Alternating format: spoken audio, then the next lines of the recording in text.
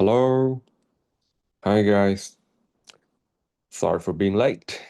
Give me one more second. I'll be sharing with you my screen very soon.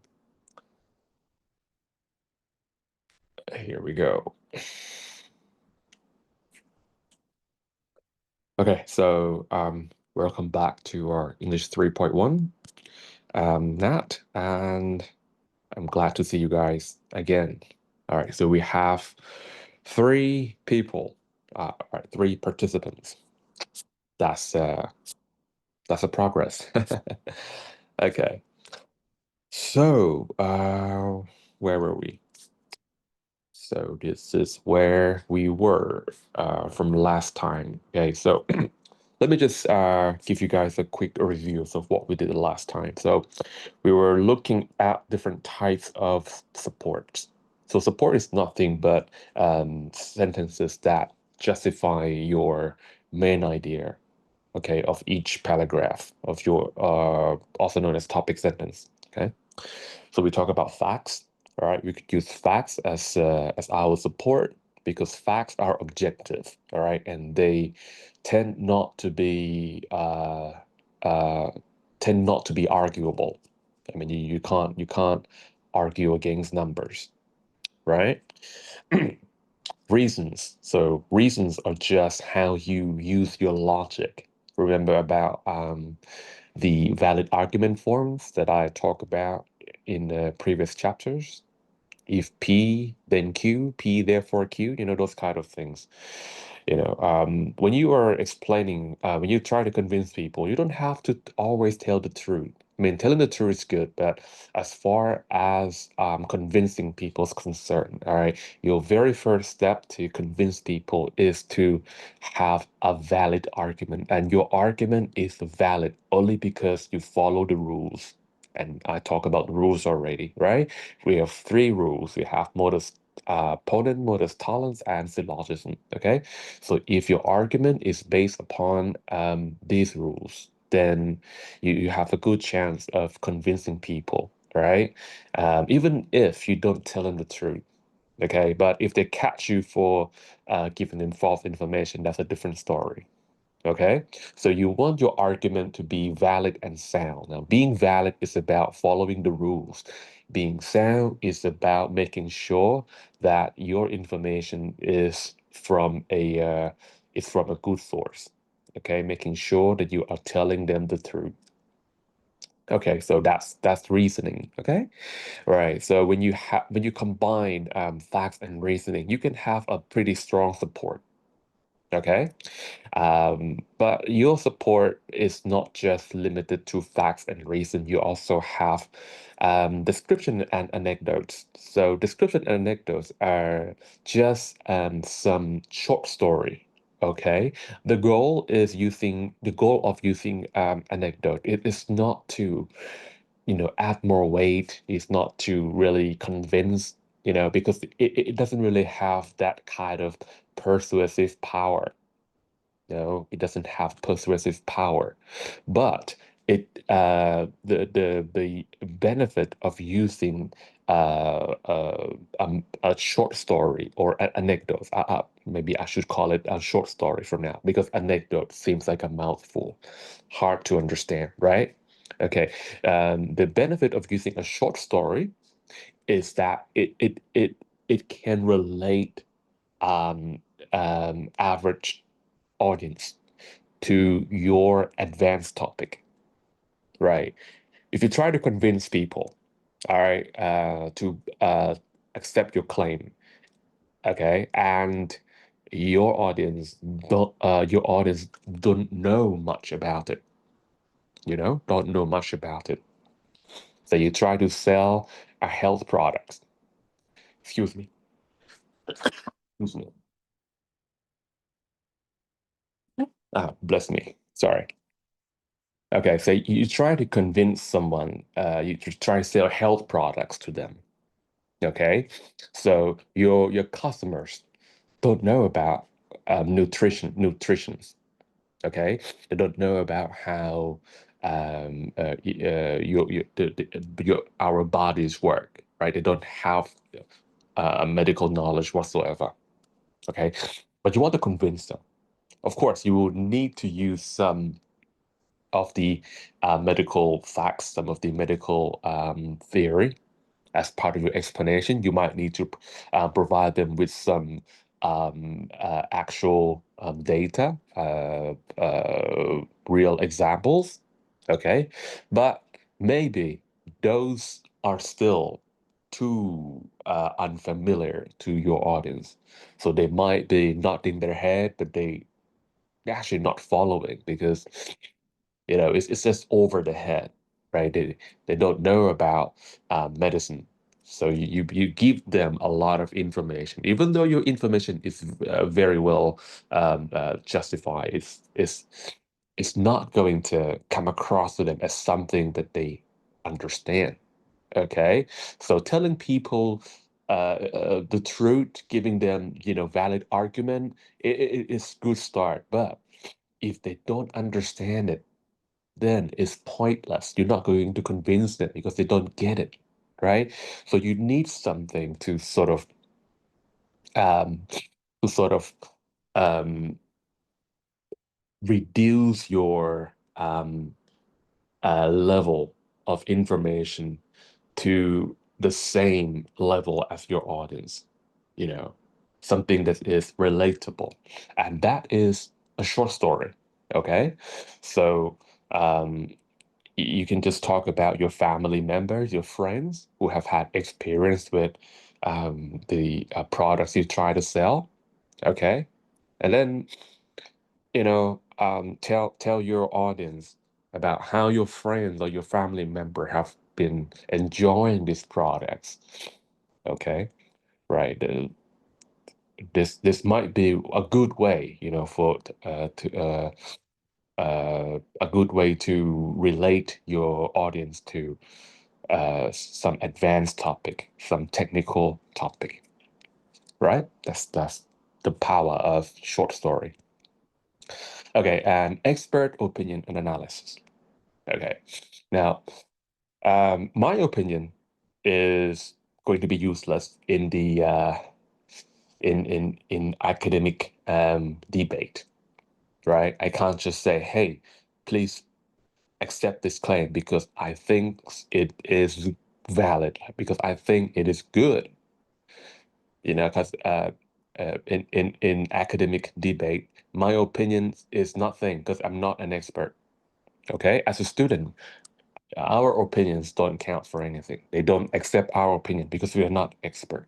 Okay, so if we want to convince someone to accept our assertion or our claim, all right, and it's like really, really hard for you to find, sorry, to conduct experiments to get numbers which you can then be used as facts.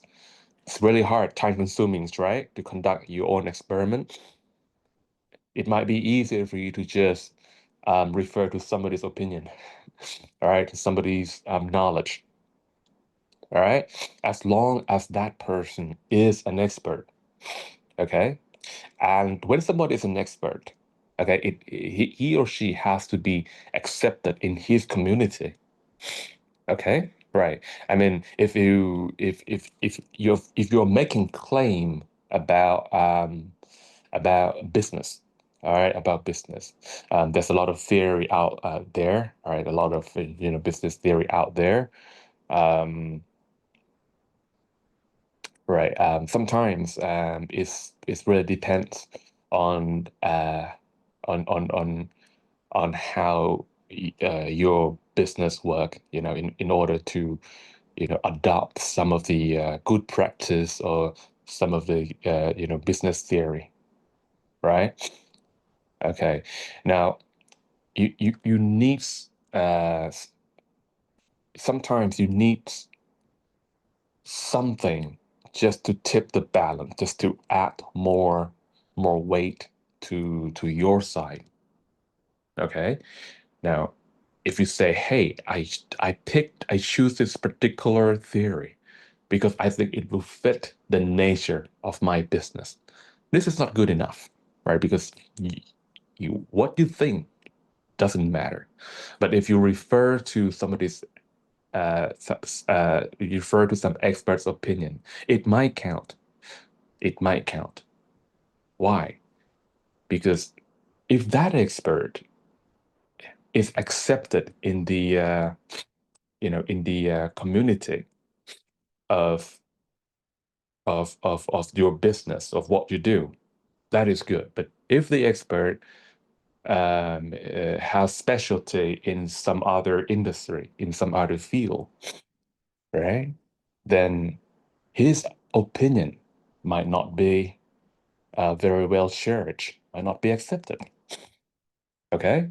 And think about Gordon Ramsay, right? You know Gordon Ramsay, right? He might be an expert. A lot of people call him a expert in culinary field. You know, people who are very good at cooking, right? Right. Everyone knows Gordon Ramsay. Okay, but if you write an articles about how solar energy can help, reduce carbon emissions, and you look for a quote by Gordon Ramsay about solar panel, and let's just say that he might have made a comment saying that um, the uh, the production of electricity using solar panel um, emit no carbons. He might be telling the truth, yes, and that is actually a fact. But you don't want to quote Gordon Ramsay because he's not an expert in power industry. Okay, he might be an expert, but not in power industry. So his claim, will not be shared among those in power industry. Right. So you also want to make sure that the expertise or the experience of your expert is related with the field where you are making your assertion. Right. Okay. Now, uh, from our previous session, okay, I have given you, some examples of facts and reasoning, description and anecdotes, and expert opinion. And all those examples are related to coffee consumption. Yeah. Okay, because my goal is I want to write a paragraph to convince you, okay, to convince you and everyone else to accept accept making coffee part of your diet. This is the main claim, right? We should begin to make coffee part of our diet. This is my main claim. This is like my main idea. I want you to accept this. Right now, you're probably going to disagree with me. Maybe you only so far you only focus on the negative aspects of coffee, you know? Okay, but I'm gonna try to convince you at the end of today's lecture, that maybe not today's lecture, maybe the first hour, okay, because we have more chapters to look at today. So I'm gonna convince you that we should make coffee part of our diet. Okay, so far, if you go back, we have some of the information that I can use to write my paragraph. I have some facts about coffee. Okay. Some of the facts include things like um, uh, uh, drinking coffee can reduce your risk of developing type 2 diabetes, Uh, there's some facts about how mineral in your coffees can help your insulin, which is the hormone that controls the blood sugars. Okay, there's some facts about how caffeine will speed up your cell. Okay, allow you to stay awake. Okay, there's some facts about that. Right, right here. Okay, and about reasoning, I have some other interesting reasons why we should make coffee part of our diet. some of my reason is, coffee can help us to stay awake. So that's my reason. But my reason alone is not enough without um, explanations, right?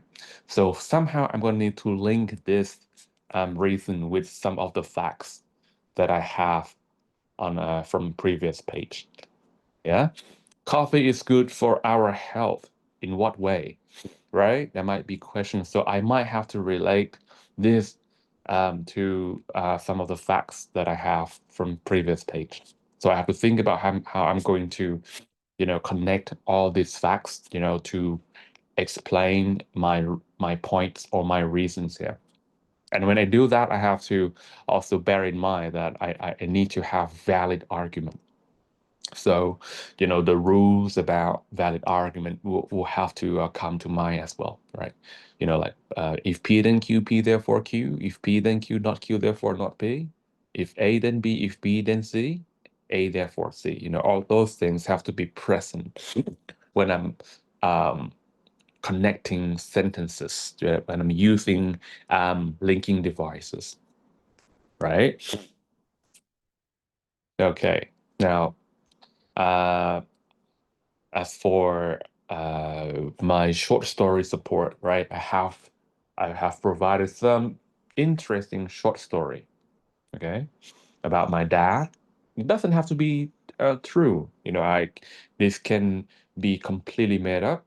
That's fine, okay, because the goal of this is not to convince people to believe that, hey, I have a 75-year-old dad who drinks coffee every day. That's not the goal at all, right? My dad probably doesn't even have to exist, right? The goal of this is to, level with your audience. The purpose of it is to make the entire expansion more friendly, something that is more approachable, to your audience. Cool. What about expert opinion? Okay, I have some things like Frank Hu drinks. Frank Hu said, who drinks 4 to 6 cups of coffee a day can reduce the risk of type 2 diabetes. Okay, so expert opinion can be an example of a fact. Okay, if it is strong enough, right? If it's something that everyone knows, like caffeine, when you say caffeine is a chemical that keeps you awake. I mean, I don't have to refer that to anybody's opinion because it has been around for so long. People are okay with it. People accept this. All right, there has been lots and lots of proven studies to suggest that caffeine can keep you awake. All right, it's a lot of studies that shows how caffeine affect your body. So I don't really need to um, quote anyone's. All right, this has been around for a long time. Okay, but for some information that is not quite well known yet, right? Um, if I say without quoting an expert, then people are going to think, "Hey, you made this up, and you are nobody. You're not an expert. We don't have to believe you." All right. But if I quote someone who is an expert and whose reputation has been around for a long time, then there's a better chance that the audience might accept my claim. Okay. Now, I would like to, I would like you to now have a look at this paragraph, how I put everything together. Okay. So, um, now you have learned how to extend and develop your main idea using various materials of support. It is time to select those materials to form a clear and logical paragraph. Okay, so like I said, my goal is to write a paragraph to justify my claims, right? Remember what my claim is? We should begin to make coffee part of our diet. So that is my claim. Maybe I should use a different marker to highlight it, different color. Okay, here, this is better. We should begin to make part of our diet. That is the claim. Or you can call it a topic sentence because it's begin the sentence. Okay.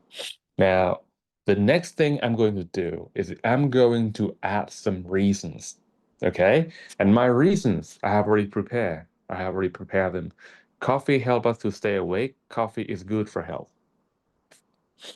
Okay. But I'm not going to just tell them straight, right?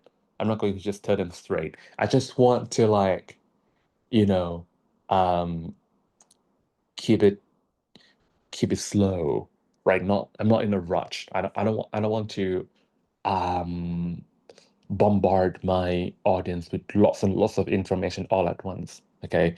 I want I wanted to, I want them to take it easy, you know. I just wanted to keep on reading.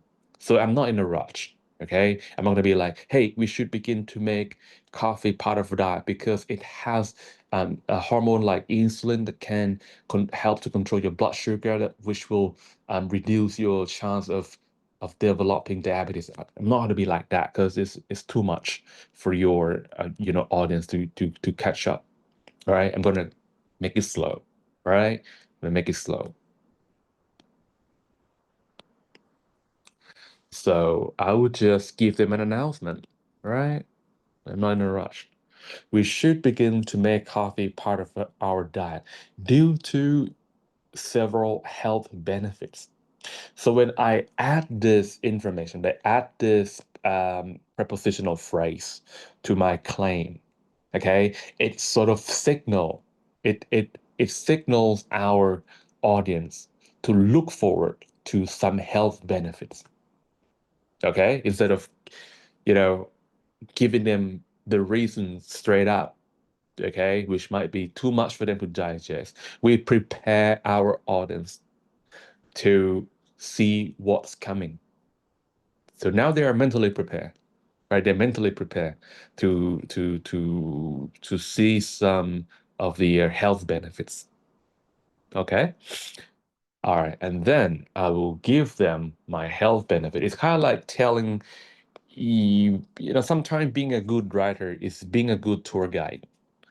As a tour guide, you don't just take your your clients to somewhere without telling them first where you guys are going. As a good tour guide, when everyone is on board, all right, your job is to tell them what what you are going to do. What's the plan today? Where are we going to visit? How long are we going to spend at that place? And what is there to do? What can they do? What they should not do? What they not allowed to do? Something like that. So that will prepare your clients for what's coming up, right?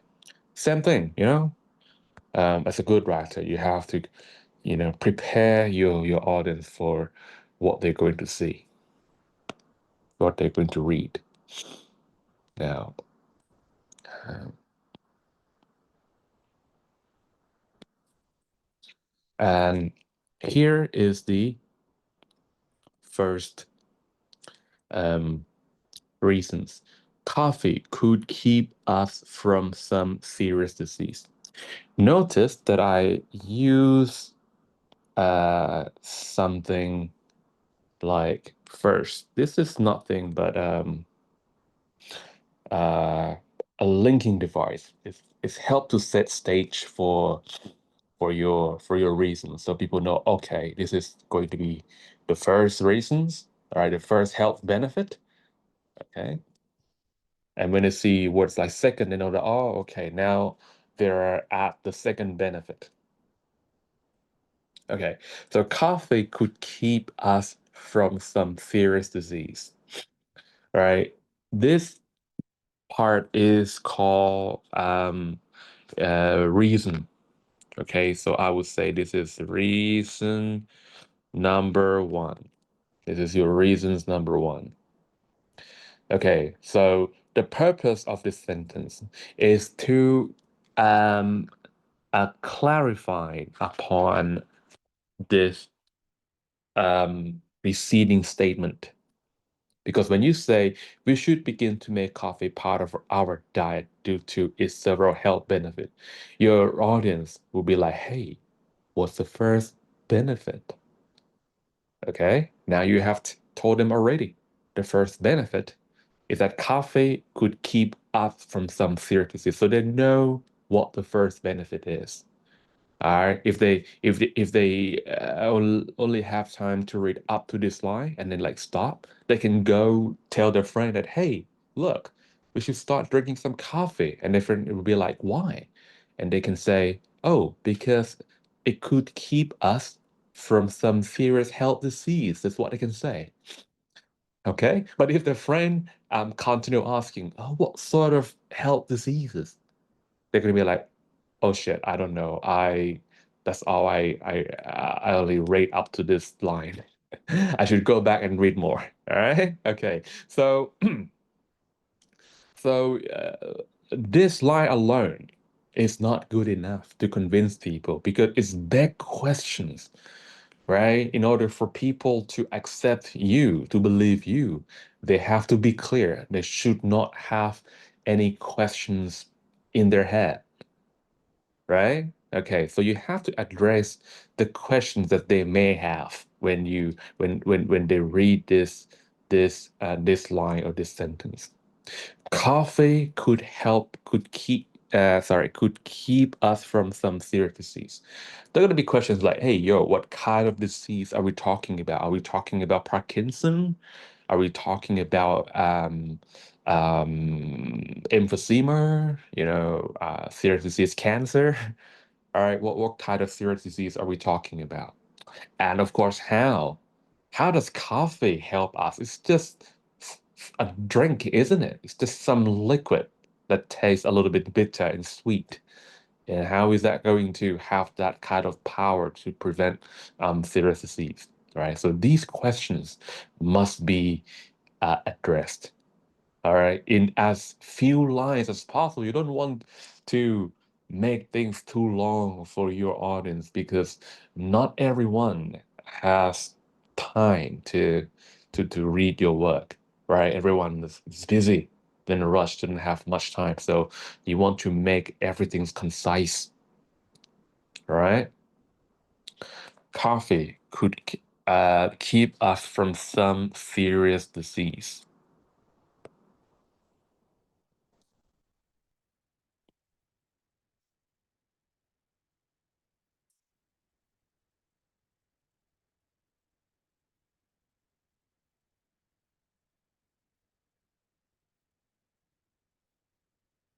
Okay.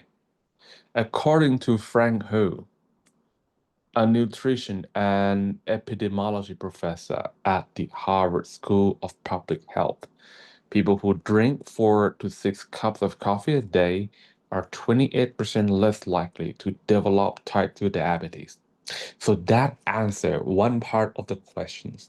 Now we sort of know what kind of disease can be prevented just by drinking coffee, right? We know that okay, that disease is called type 2 diabetes. Okay. And and the risk that it reduces is about 28%, right? Okay. But there's still a question. How? How does coffee prevent that? What is it in coffee that can reduce our risk of getting type 2 diabetes? So if you read on, you see this is due to the fact that minerals such as magnesium and chromium found in coffee help the body to use hormone insulin to control blood sugar. Okay, so this is another key information that will clarify things up. Okay, now two questions have already been cleared, right? Um, what sort of disease? This has already been answered. It's type 2. And how? How can coffee prevent that disease? Is the answer's right here. But don't forget that you are explaining things to your audience. And when you explain anything to anyone, transitional word. It's very important. Okay. How are they going to know that, hey, this is the answer to what question? The transitional word will do that trick. So when they say this is due to the fact that, they know that, oh, okay, the following sentence is just the answer to the how question. All right, because when you say this is due to the fact that you're about to explain the method. All right, so again, transitional words will play a very important role in writing paragraph because you have to connect sentences in a logical manner. Right. As for other evidence, 9 studies have shown that of more than 193,000 people, those who drank more than 6 or 7 cups daily were 35% less likely to have type 2 diabetes. All right.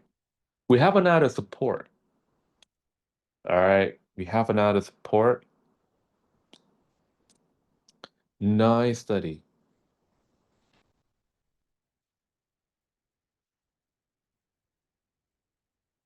What's the point of adding more support?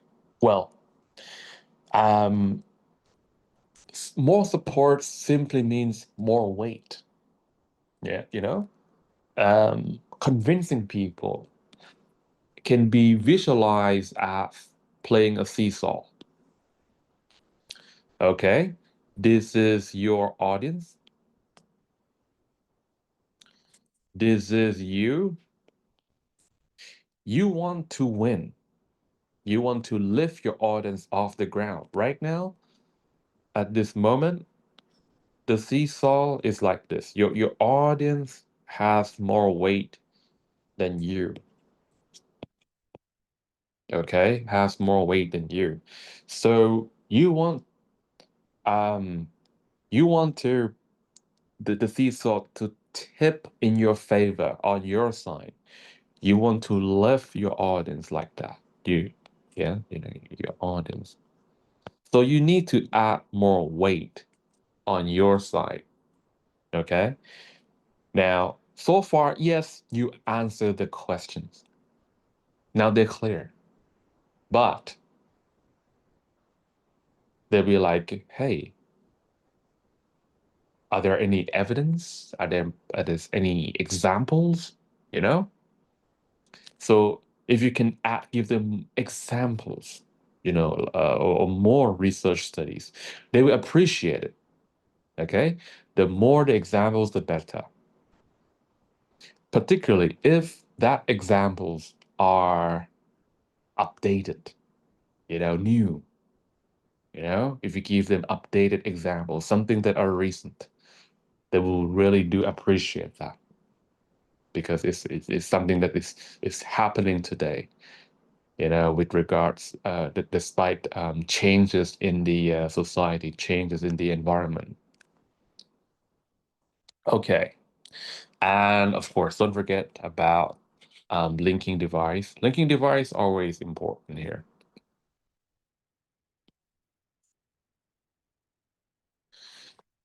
Okay. Next, my personal experience also concur with these studies. So here. All right. So what am I trying to do here? This is probably not necessary if your audience is at the same level as you or higher at the higher level than you. You don't need this. But if you don't know who your audience is going to be, there might be people who don't know as much as you do, okay, who happen to just see your article and you want to convince them. If you want to convince them, you have to be at their level. You have to make your paragraph friendly to them as well. All right. So the previous explanation is good, but there are words like nutrition and epidemiology. There's some technical terms like reduction of the risk by 28%, type 2 diabetes, magnesium, all those scientific words. All right, this might be intimidating to non-technical readers. All right, so you want to give them something that they can chew, something that they can digest. To highlight this, my father is a regular coffee drinker. But unlike most people today, my dad is old-fashioned and he only drinks coffee. And even though he is 75 years of age, he's healthy and never suffer from type 2 diabetes. So coffee could be an additional member to meat, fruits, and vegetable that make up our daily diet.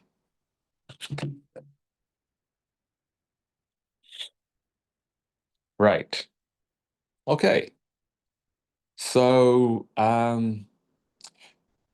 with this short story, okay, um, it's going to put a little bit of a smile on your audience because when they read up to this point, they might be like, "Damn, I don't understand a word." But when they see this line, they'd be like, "Oh, okay, this is something I can relate to, something they can understand." Okay, so you will never lose an opportunity to convince people who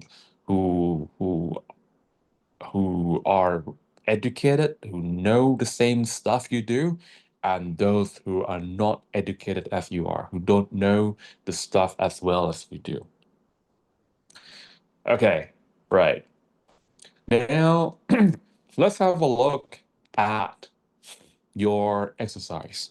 Okay, so I would like you to develop a body paragraph with a topic sentence, support and conclusion to support the thesis. Okay, so basically, I would like you to make this your topic sentence. So the topic sentence has already been given to you. This is your topic sentence already given. Okay, this is going to be the same as my topic sentence here. We should begin to make coffee part of our diet. This is your topic sentence. Now, your job is to add some more um, justifying sentences or supporting sentences to convince people to accept this claim. Okay, so if you have done as the exercise that I asked you to do during the lecture hours during the class, then you would have something to to to to to organize to form paragraph. But if you haven't done any of the exercise, maybe it's time for you to start looking up some of the facts, expert opinions, and something like that. Okay, just repair paragraph. Okay, right. Um, Now, just to help you to uh, to sort of prepare. Okay, I like to show you uh, how to uh, use reasoning. Okay, how to practice with the reasons. Okay,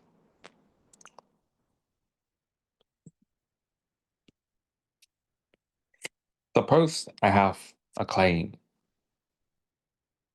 Something like um, 16. 16 is an even number. Okay. How am I going to take it from here, right? How am I going to explain this further so that you believe that 16 is an even number? Now, I know, of course, that everyone here is and have a basic understanding of mathematics, right? Okay, but I want to convince those who probably don't know yet that who don't know yet what even numbers is. Okay, I want to convince those people. So I want to need to get some facts, right? So what kind of facts should I be looking for? What should I tell Google? Maybe I should ask Google, hey, what is the definition of an even number, right? And I might get something like even numbers are evenly divisible by 2.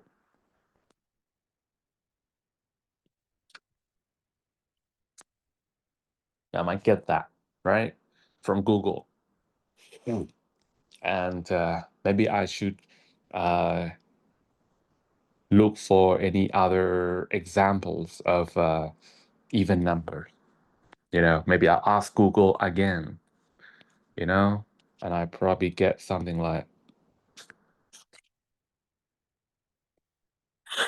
um,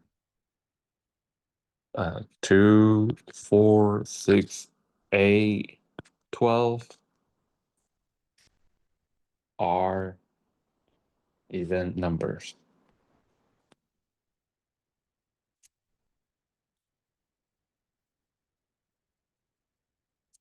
Okay, right. So I'm gonna ask myself, hey, do I need um expert opinion for this kind of claim? Is that necessary? Do I need to refer to any famous mathematician? No, right? Okay. Okay. I'm gonna ask myself another question. Do I need to provide some short story? Something that people can relate to? Maybe yeah, because if you try to convince like a 7-year-old, right? They probably don't know this thing yet. Okay, so I might give some anecdote. Okay, right. Try putting 16 divided by 2 in your calculator. If the result doesn't have decimal or fractions, okay, maybe not. Maybe because it's a short story. It's something that you have done. So I try. Okay, I tried putting 16 by 12 in my calculator. All right, and the result doesn't have decimal or fraction. Yeah, it's kind of like evidence that's come from me. So this is all I need, okay, to build my paragraph. Okay. Next is how am I going to use a linking device? Because I cannot just say 16 is an event number. Event number are evenly divisible by 2. 2, 4, 6, 8, 12 are even number. I try putting 12 by 6 in my count and the result doesn't have any decimal or fraction. I can't just do this, right? It doesn't make sense. People don't get it. So I need some transitional words as well. All right, now let's let's try adding some transitional word. So first, I'm going to rewrite my claim. Okay, so I'm gonna go 16. Can you see that? We should use a thicker, thicker marker. Oops, no. Um, yeah. Okay, 16 is an event number. 16 is an event number. Now let me just stop this thing. 16 is an event number. Full stop.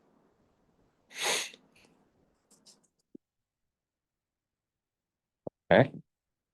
And I can say, um, according according to number theory,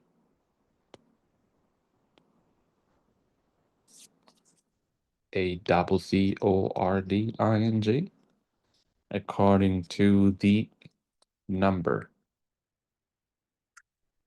theory. All right. And then I'll add my support.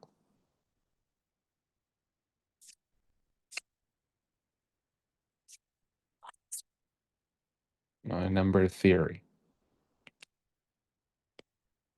Event numbers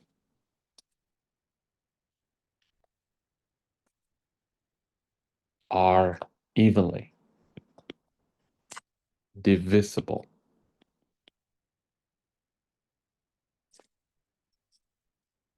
by 2. Now, this statement here is is actually correct, but some people might be wonder, what does it mean to be evenly divisible? What is evenly divisible? What does that mean?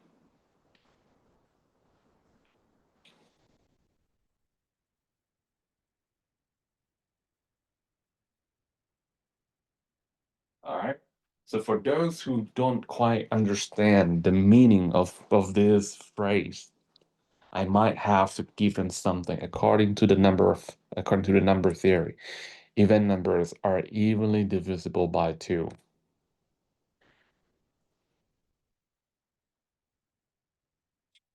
So I'm going to say in other words.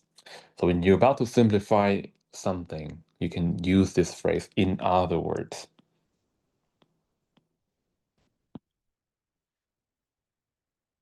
Yeah. In other words.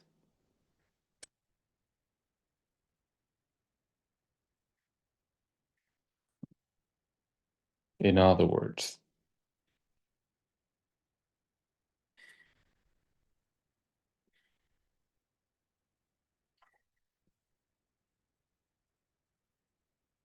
If a number is event,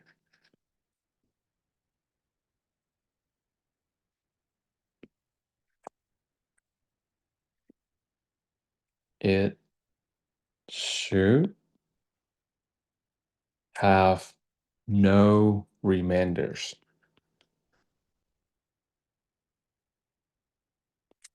All right. If a number is event, it should have no event. It should have no remainders, or it should not have any remainders. You know, it should not have any remainders, or it should have no remainders.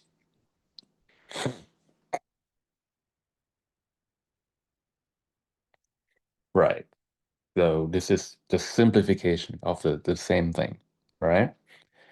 Next, I'm going to add some other facts like 2, 4, 6, 8, 12. Okay. So I'm going to need some transitional word. Examples of event numbers are 2, 4, 6, 8, and 12.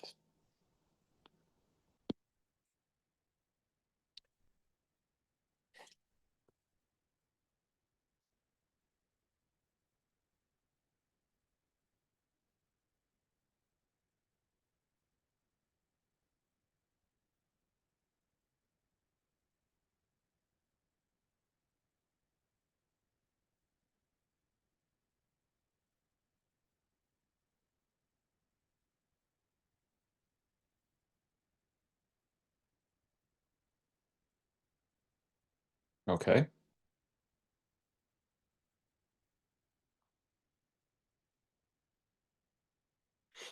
Right. Now, I'm going to add my anecdotes to this. Okay, examples are even numbers.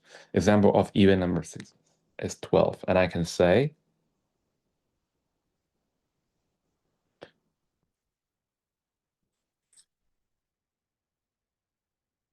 damn it,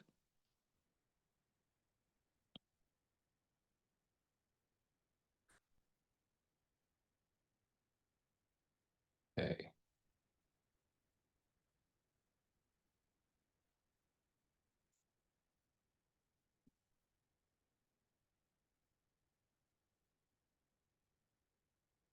and this is true because I try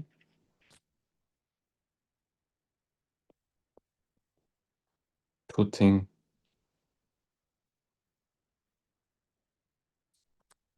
these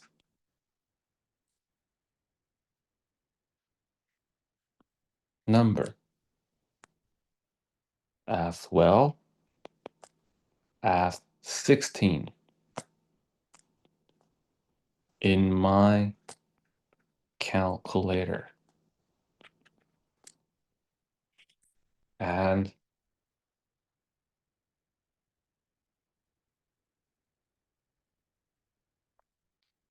the result that I receive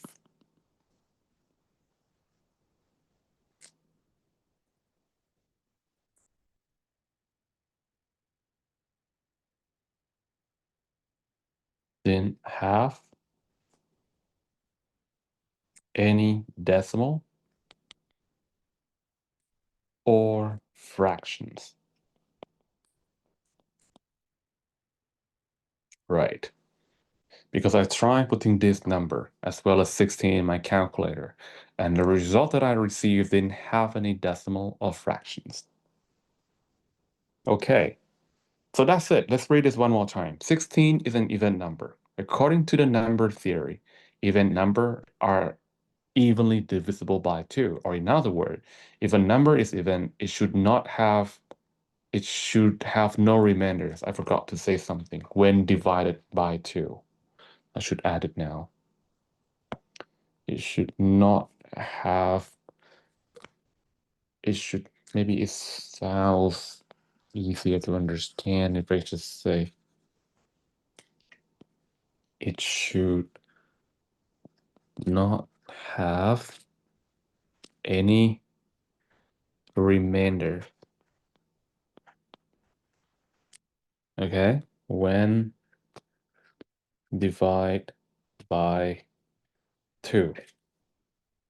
Right, if a number is even, it should not have any remainders when divided by 2. Example of even numbers are 2, 4, 6, 8, and 12. And this is true because I tried putting this number as well as 16 in my calculator, and the result that I received did not have any decimal or fraction. You see? Now, what you can do at the end is to provide a concluding statement. So, depending on how long your paragraph is, your concluding statement could be just a paraphrase of your topic sentence. Okay? So I can just say, for this reason,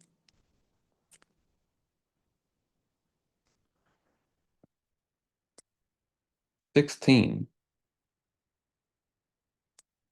is indeed an event number. All right. Okay, guys. This is how it works. Now let's just take a 10 minutes break and then we come back to do some paragraph. Okay, see you in 10 minutes.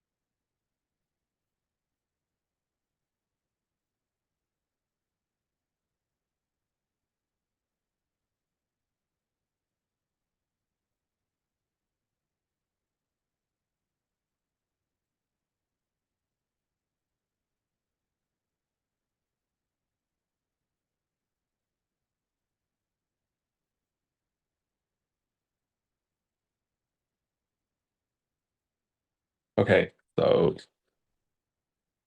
let's go back to our exercise here. Okay.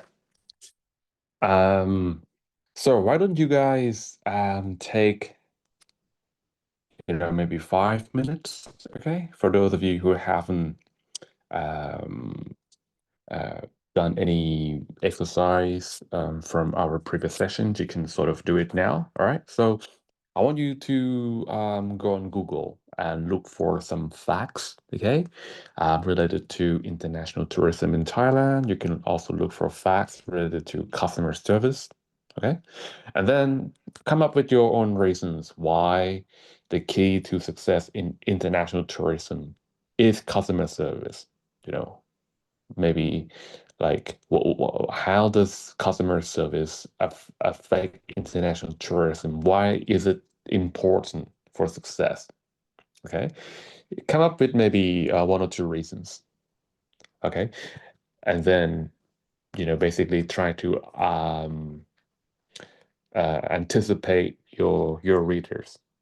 So once you have your first reason, what will be your readers' questions? What do you think they want to know more? And try to find information to answer those questions the same way that I did for you, in my examples here. Like when I say coffee could keep us from some serious disease. Yes, it's address the topic sentence, but it begs by itself, it begs questions. So you need to, you know, try to find the answers. Right.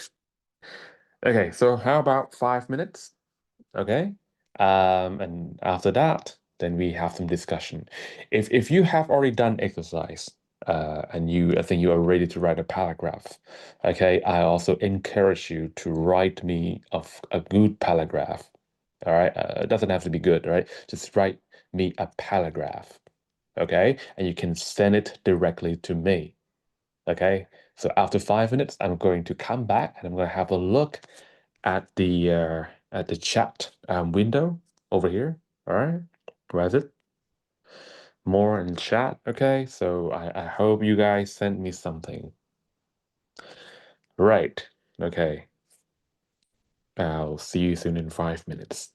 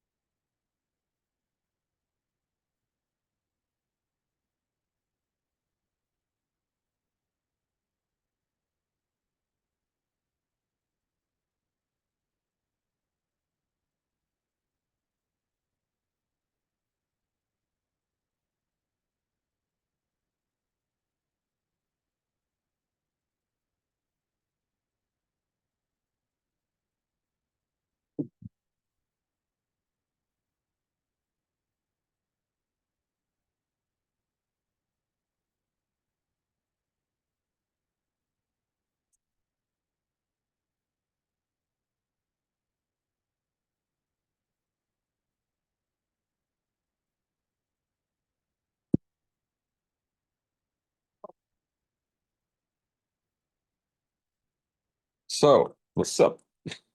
How are we doing? Let's have a look. You guys got me anything? Anything at all? No? You guys don't want to give it a try? It's not bad, you know? All right. Um, okay. Maybe we should just start from scratch. All right, so that you guys don't just, you know, copy me. I want you to be able to do it by yourself. All right. With my guide, of course, but I don't want to be like doing all the work for you. Okay, because eventually it's going to be you who have to do, your assignment. Right? I can't do assignment for you. So I just want to, make sure that you have what it takes to do your own assignment. Okay, so let's just start by maybe I just copy this whole thing and paste it on a blackboard. Okay. Yeah, it's blackboard. It's not bad. So we started this. We whoop. What happened? My Apple Pencil Pro is recharging. Oh, all right. Just give it some time. I have empty the pencil's battery. Take some time to recharge. Won't take long. Okay, so in the meantime, we can just go on Google and, you know, find some facts about international tourism. Okay.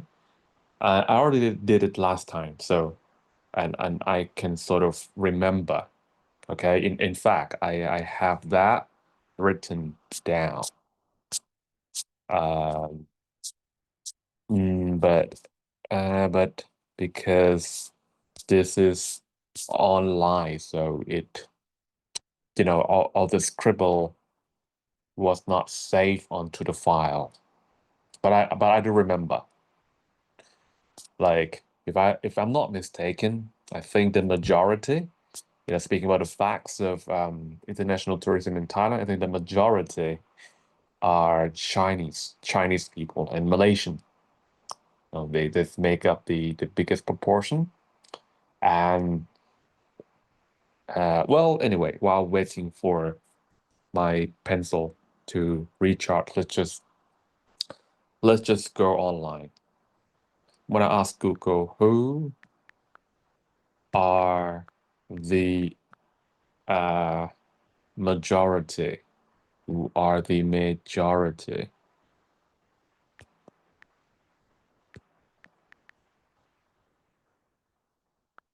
of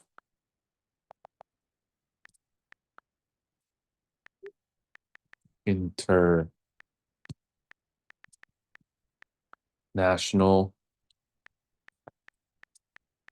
visitors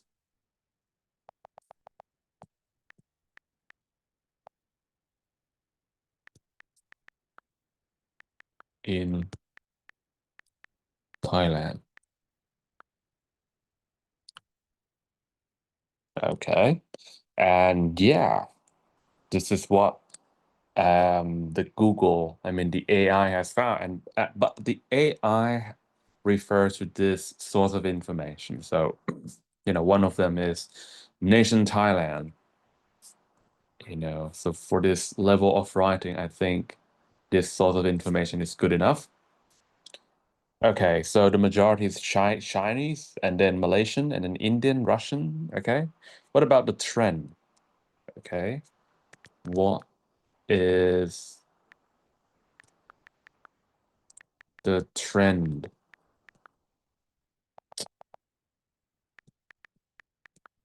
like for international visitor? Okay, over the past 5 years.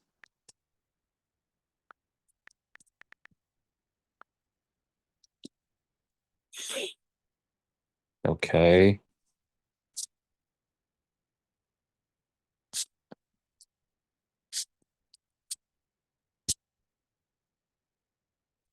Maybe what is the change? Maybe I'll ask a better question so that I can see the graph. What is the change? What is the change in the number of inter? Oh my God. In the number of international tourists over the past 5 years.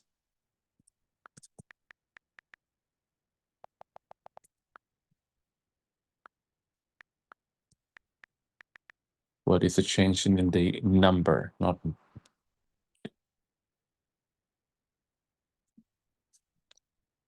in Thailand, I should say.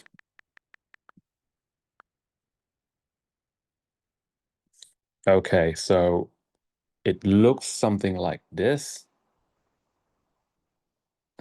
There's a sharp drop, okay, in 2000. Whoa, what's wrong with these pictures? Why is it blurry? Oh, here we go. Okay, so that's a sharp drop during the pandemic.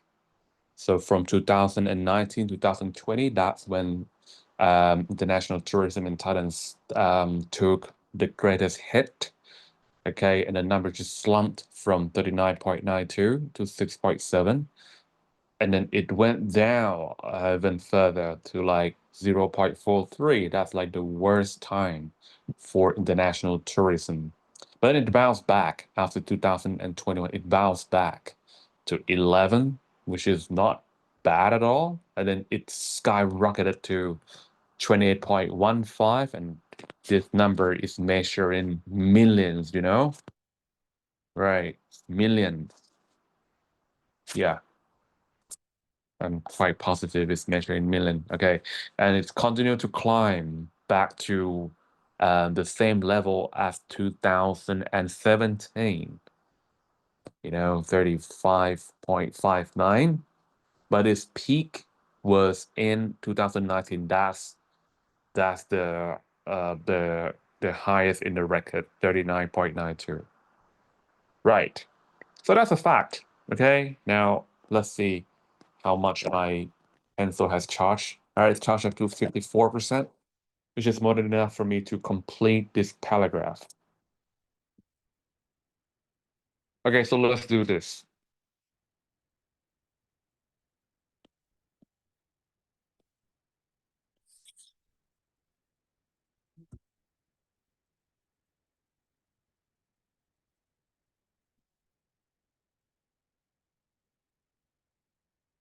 Okay, so the topic sentence was um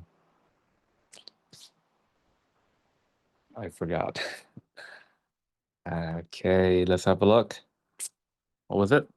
The key to success in international tourism in Thailand is customer service. Okay. Maybe we can just paraphrase that a little bit to some things like customer service. Okay. Customer service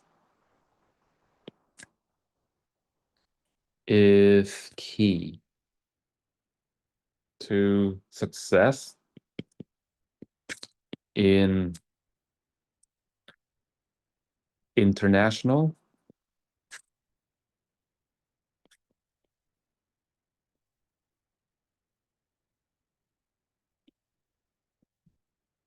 tourism in Thailand.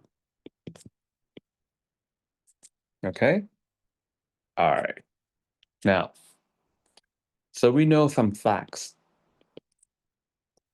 Okay. And we previously we saw that um China,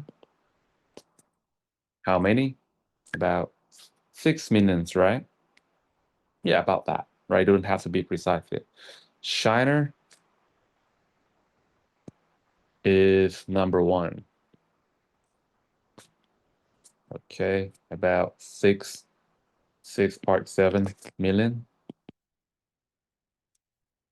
Okay, followed by Malaysian, about 5 million, I think.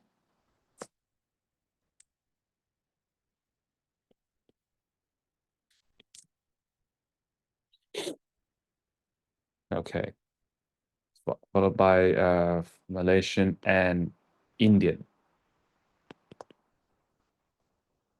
Has to be less than 5. Let's make it, I don't know, through 2. Okay.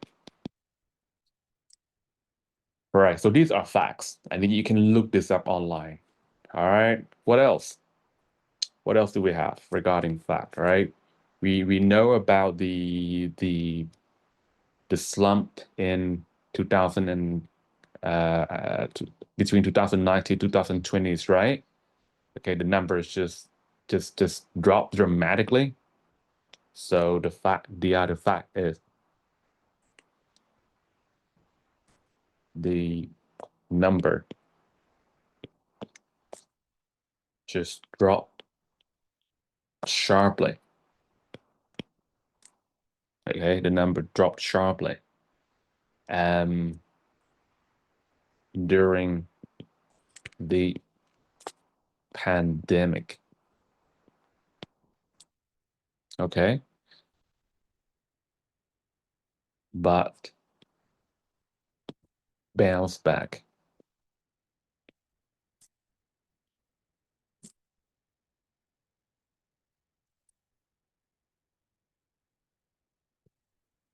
Okay, but bounced back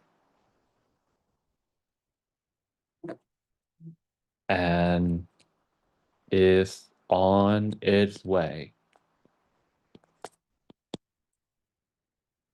to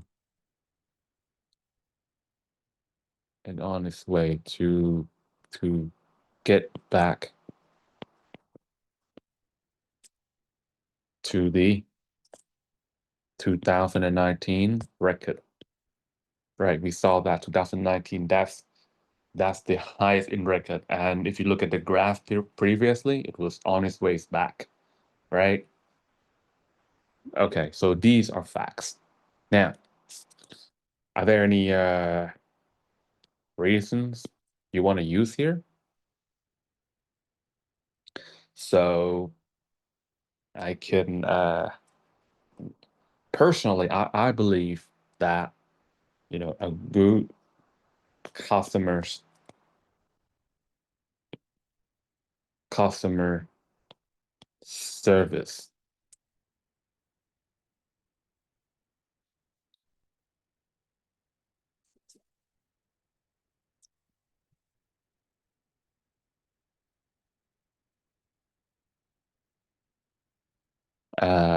a good customer service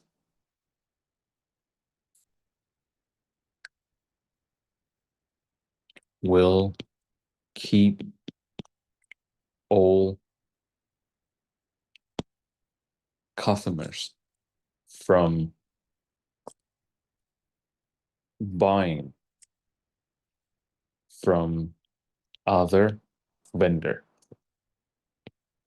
Okay? In other words, it can reduce the churn rate.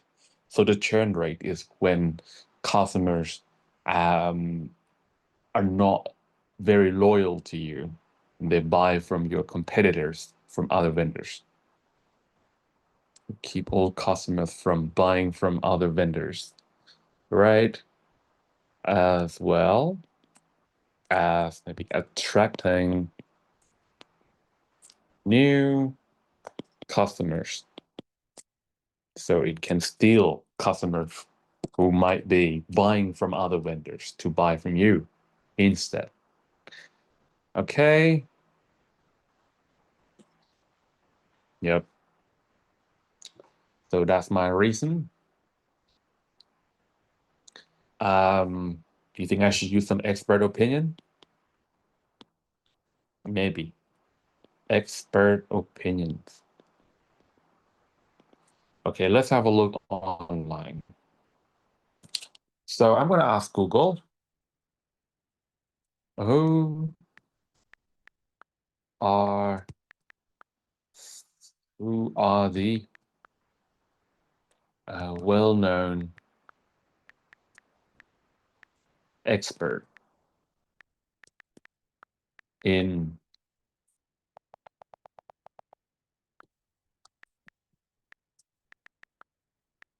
in the field of customers service and tourism.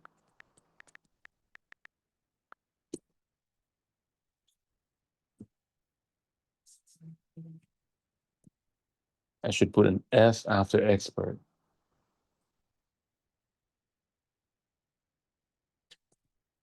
Who are some of the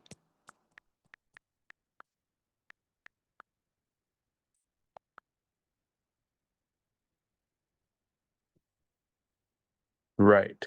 So the consulting report, let's have a look.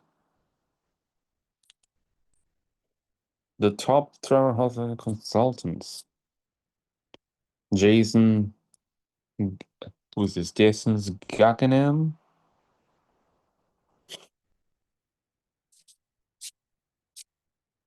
Mm-hmm. So these are the experts. Okay. Maybe, but they're not academics, right? They might be very successful, um, consultants, but expert here means, like academic, who are some of the well-known um academics in the field. Okay. All right. So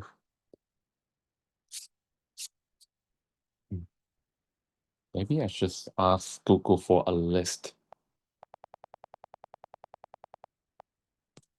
A list of well-known academics in the field of customer service and tourism.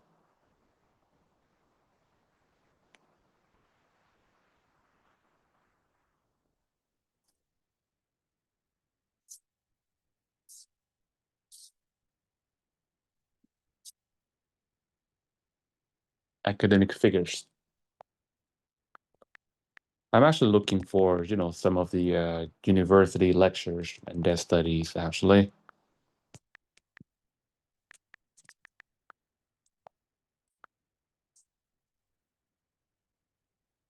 Hospitality and tourism ranking by others. That'll say, okay, security check. Too bad. Whoa, oh, we have something. Okay, Su Cheng. What?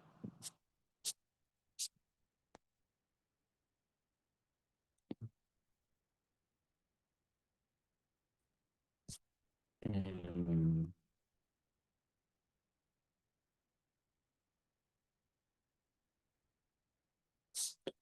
influential figures. Conrad Hilton, yes. Yeah, I want names like the Thomas Cook. Okay, let's have a look.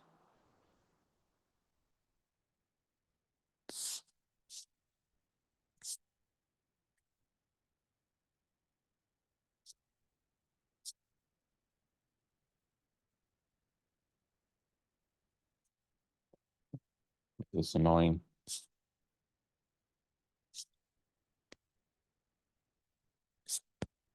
Okay. Well, I do know one guy. His name is, I think, Aurelio McLeone. Okay. Who is AU? I think this is how we spell his names. Aurelio. Aurelio. Elio, who is a willow. Mac Leon. Okay, so it's a B2B marketing professional based in Milan, known for his expert in content marketing strategy and lead generation. Okay, so maybe I can use this guy.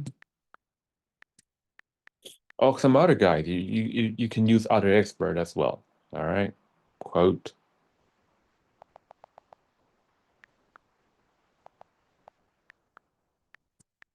Quote on, customer service.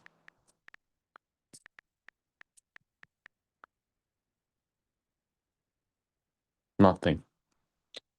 Fine. Okay. J. Merritt, Conrad Hilton's. We can try that. Okay. Try Conrad Hilton's.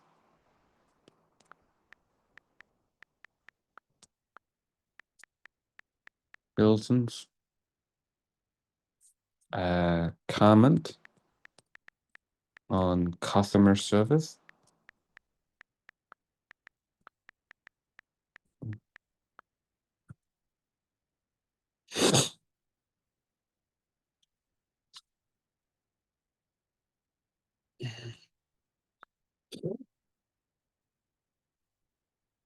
Mhm.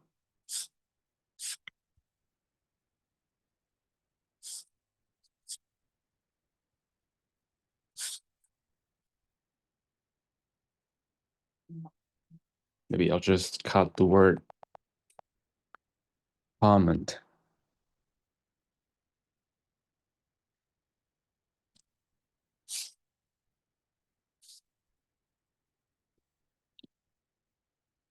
Yep. Let's have a look here. Conrad Hilton's creates a powerful news service.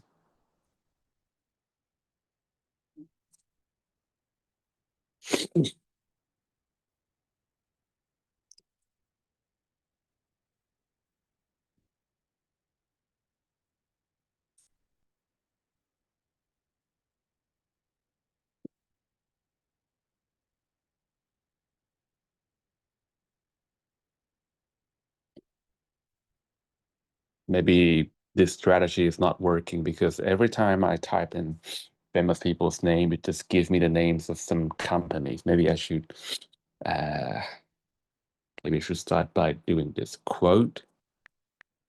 Okay, about customer service.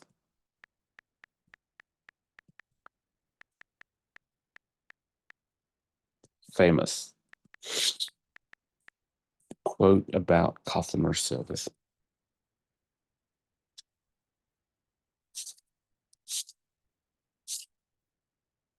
Maybe we can search by image. Let's have a look at this guy. The key to set realistic customer expectation and then not just meet them, but to exceed them, preferring and so wait. Like this is the definition of customer service, maybe. Yeah, so customer service is setting realistic expectation and then don't just meet it, but also exceed it. Yeah, that's not bad. All right, so we keep that. We look at that later. What about this guy? There is no one boss. There's only one boss, the customer, and he can fire everybody in the company, from the chairman on down, simply by spending his money somewhere else. Walmart. It's not bad. Sam Walton. Yeah.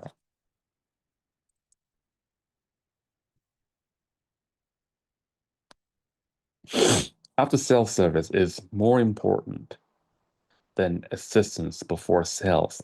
It is through such service that one gets permanent customer. It's pretty good. And this is by Konosuke Matsushita. So let's look up who this guy is, Konosuke. Konosuke Konosuke. Konosuke. And his surname was Masushita.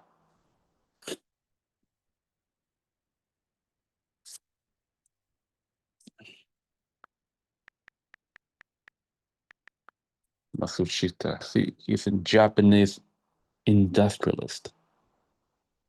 This guy looked familiar. Industrialist who found Panasonic. Wow, he found Panasonic. Well, well, even though he's not an expert in tourism, he's the founder of Panasonic company, and Panasonic has a lot of customers, right? So his expertise could be useful in the area of um, hospitality as well, I think. Yeah. Do we have more?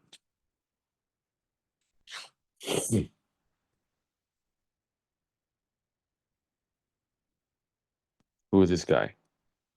Sam Walton, father of Walmart. It's not just the best, but it's legendary.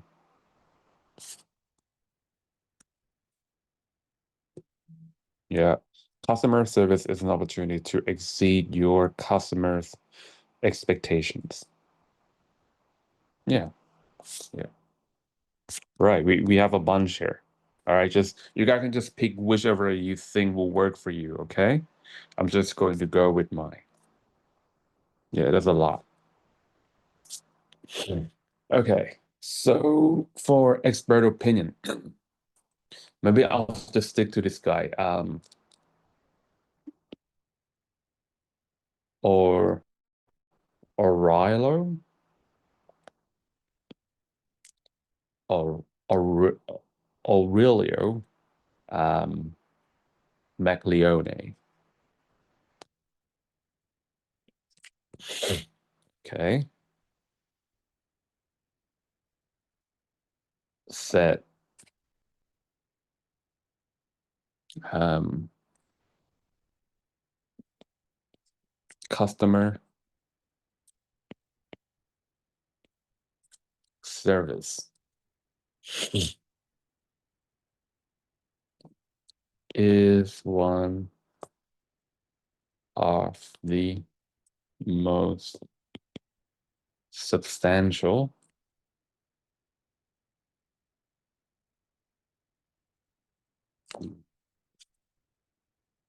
of the most important factors.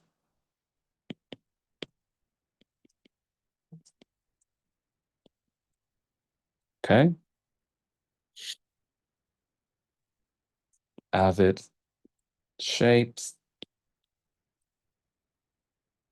the first impressions, maybe, and promote repeated purchase.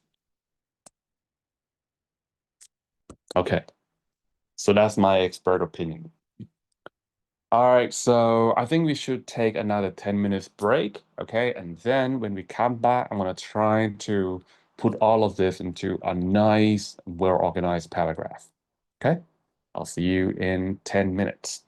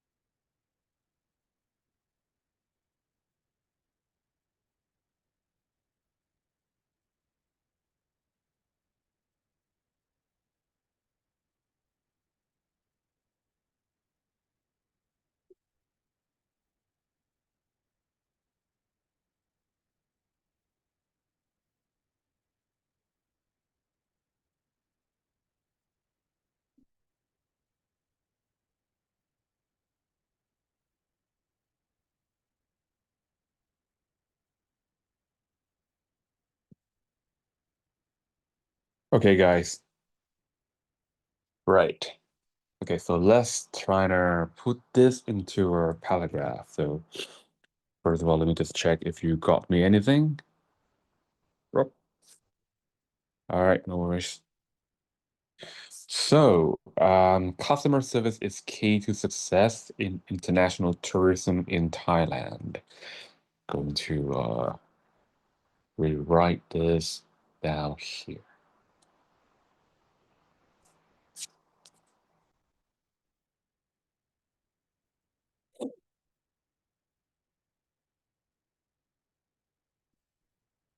So, customer service is key to success in Thailand's international tourism.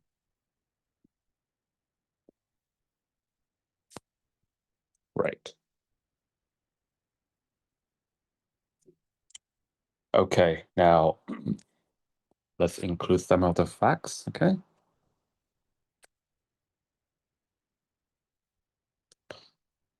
It has been known that now I'm going to talk about um, the facts about uh, the international visitor in Thailand, where they come from. Okay? It has been known that the majority of visitors, I should say international visitors,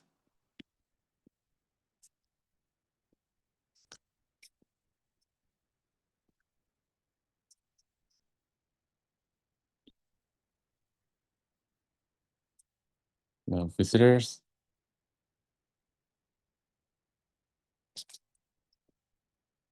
in Thailand is from China, followed by Malaysian, Malaysia, and India. Okay. Now, if you know where your information came from, you can add your citation.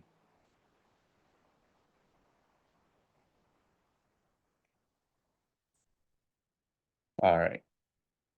Now, my next piece of information. Even though the number of tourists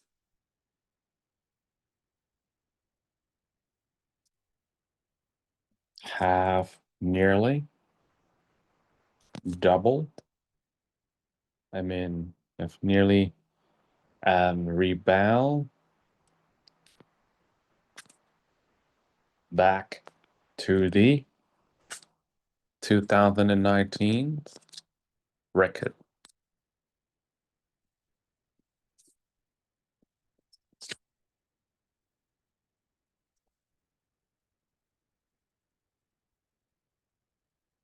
The competition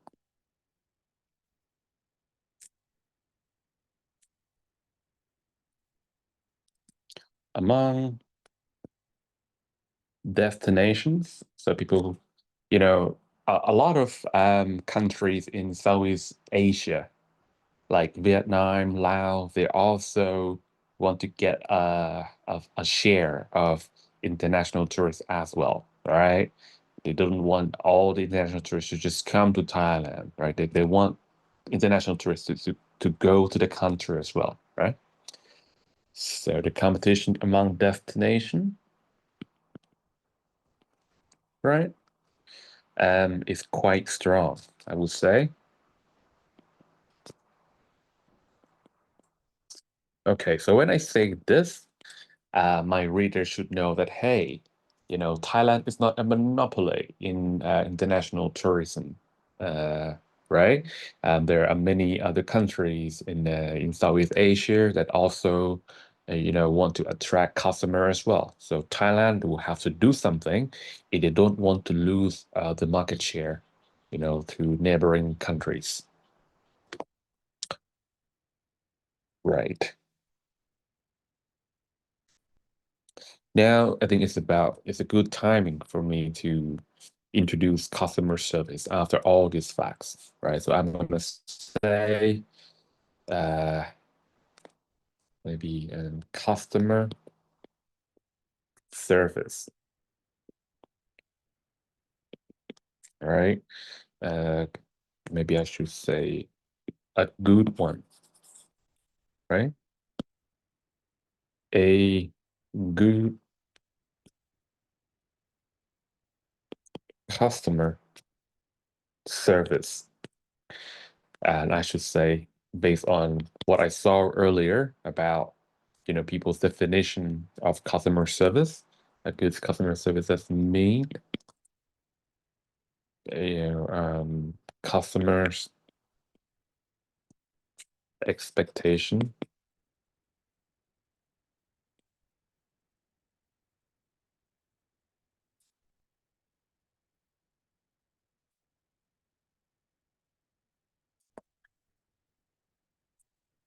can encourage. So basically, I will also relate customer service to my reasoning here. Okay. Encourage repeat purchase, I would say repeat purchases and repeat purchase and attract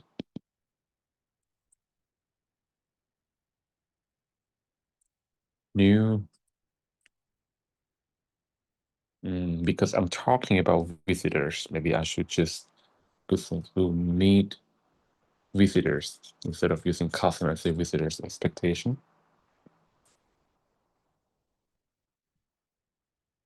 Meets visitors expectation can encourage repeat purchase and attract new visitors, right? Through through what? Through word of mouth, of course, right? Okay, through positive word of mouth.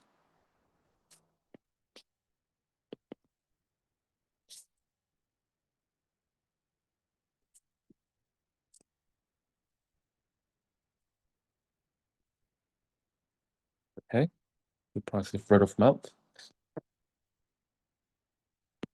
Words WORDS. Okay, now it's about time for me to introduce my expert opinion.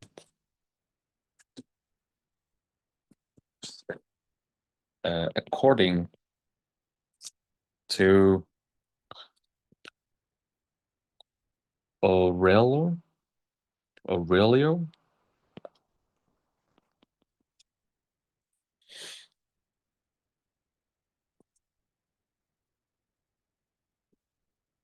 Maglione,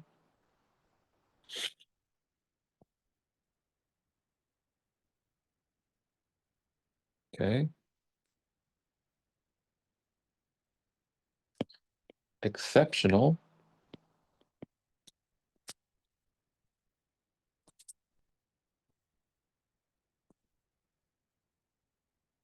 customer service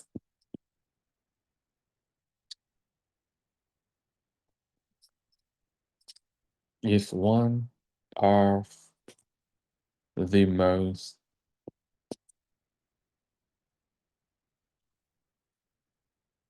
substantial differentiation, one of the most, I would say, important factors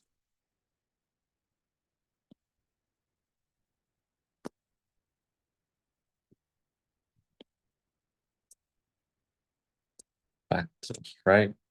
That can shape, it is based on what I've already prepared, shape the first impression that can shape the first impression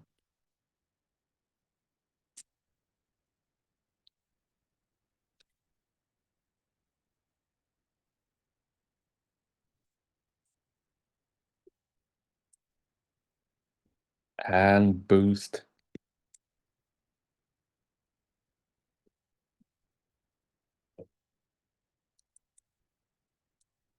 repeated visits.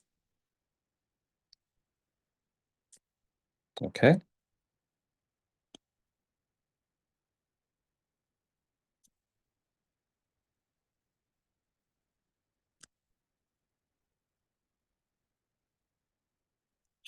All right. Now, what should I say next?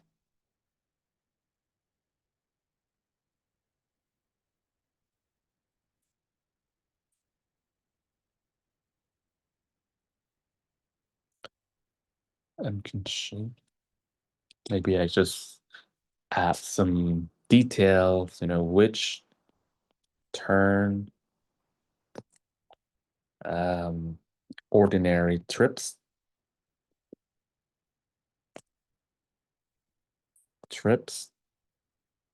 into unforgettable experiences.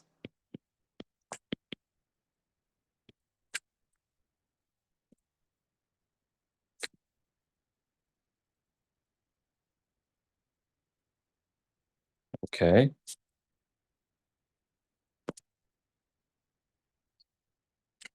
And I would just relate back to my original statement. Maybe if I can, because I didn't think of providing any anecdote.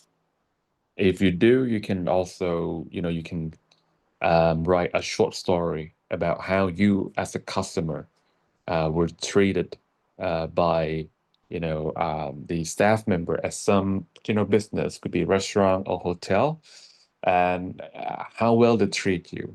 Okay, and do you think you want to come back to that place to use the service again? If you do, then why? Is it because of the good customer service? If it is, then well, that's sort of true in your case, right? This will add more weight, add more evidence to your justification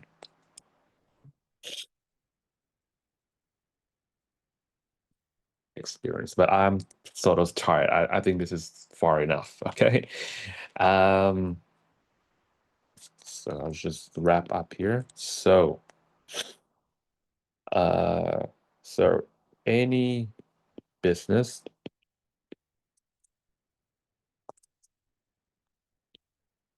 that which to be successful in hospitality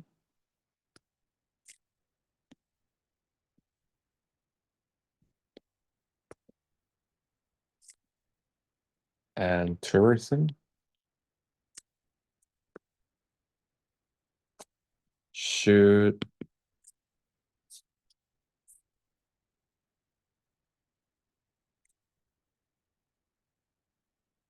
be should be should be consistently should be consistently improving their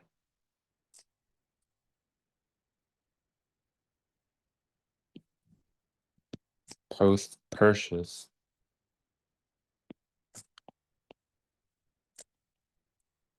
customer service. Voila, done. Okay, let's go through this again. Um, Customer service is key to success in in Thailand's international tourism. It has been known that the majority of international visitors in Thailand is from China, followed by Malaysia and India. Some citation.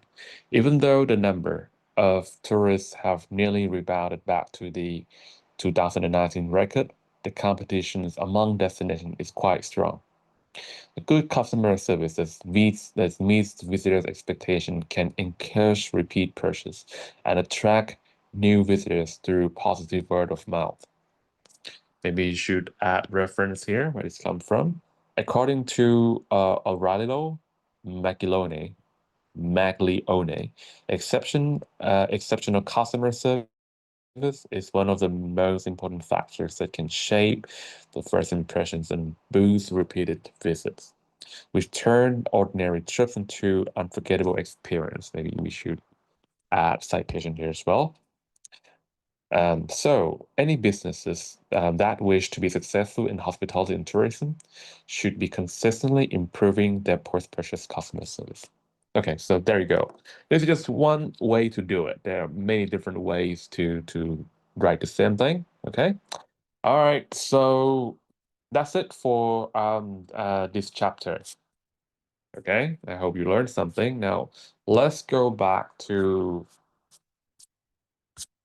the true false stuff. Okay. Um, so let's have a look at the first statement and say and decide whether this is true or not. Body paragraph helps to make arguments strong and convincing. What do you think? You reckon that body paragraph helps to make arguments strong and convincing? I think so, right? I think body paragraph is quite important. I think this is true. Body paragraph allow readers to know when the central idea begins and ends. If you have good body paragraph, your readers will know when the central ideas begin and end. I think this is kind of true. Number three, body paragraph have the same structures as the essay, right? Body paragraph, same structure. Is that right? Yes. Yes, they have the same structure. All right. The essay begins with main idea, justification, and concluding paragraph. Body paragraph has main idea, justification, and concluding sentence. Except that for body, everything is in one paragraph, not in, separate paragraphs.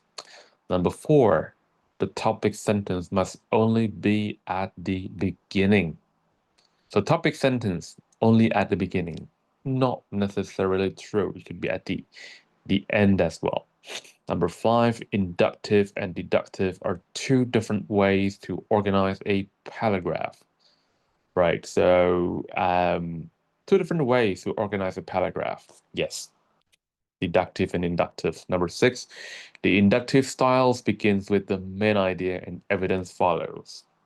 That is quite true indeed. Okay.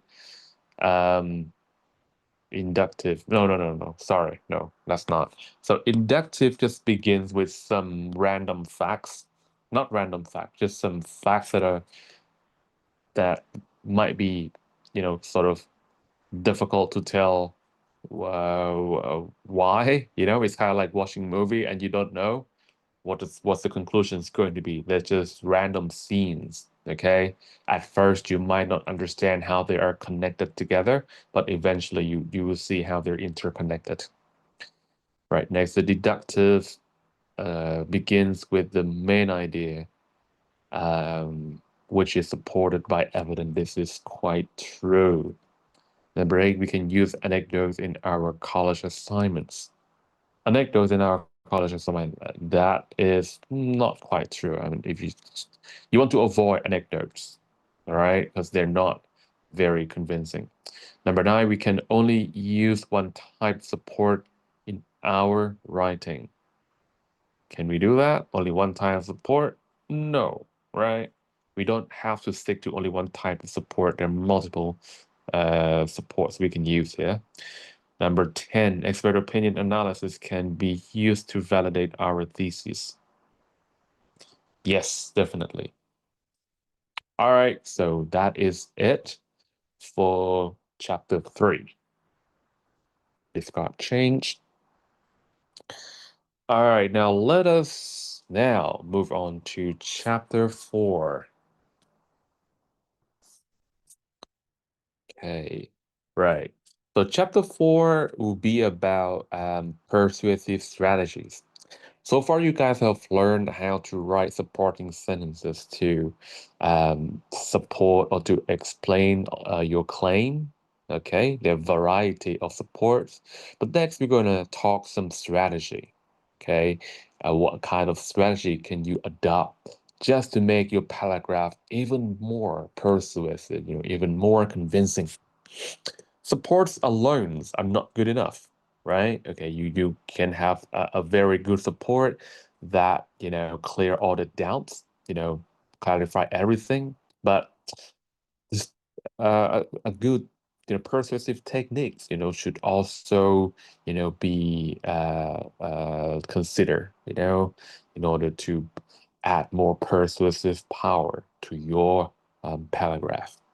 Now, let's look at the first statement and decide whether it's true or not, right? You can just circle any answer at all. All right? I'm not going to tell you the right answers yet. To convince people, all we have to do is state facts. Is that true or not? If you want to convince people, you just have to state facts. Number two, being specific is to include as many details as possible. Is that true? Number three, if you know that something is definitely true, although we can't find evidence, we can keep going because it's a common sense. Is that you think so? Number four, we could use any source of information as long as it says something that agrees with us. You can use any source of information as long as it says something that agrees with us. Number five, we should acknowledge counter arguments in order to be more persuasive. You think so? Number six, you have to choose only one strategy to convince your readers. Number seven, words like ever and none will make our argument strong.